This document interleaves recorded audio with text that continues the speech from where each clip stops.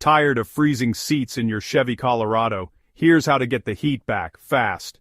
First, check the basics. Make sure your car is running, and the heated seat button is actually pressed. Look for the light on the button. It should turn on when activated. Next, check the fuse.